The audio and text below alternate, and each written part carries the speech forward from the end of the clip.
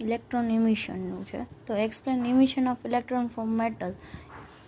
મેટલમાંથી કેવી રીતે ઇલેક્ટ્રોનનું ઇમિશન થઈ શકે, વર્ક ફંક્શનને ડિફાઇન કરવાના અને એની યુનિટ વર્ક ફંક્શન કેના પર ડિપેન્ડ કરે છે, કયા ફેક્ટર ઉપર ડિપેન્ડ કરે છે એ કહેવાનું છે. કોઈ પણ normally electron can not escape from the surface of. કોઈ પણ નોર્મલી ઇલેક્ટ્રોન છે એ મેટલમાંથી સરફેસમાંથી એસ્કેપ ના થઈ શકે, મેટલના સરફેસમાંથી.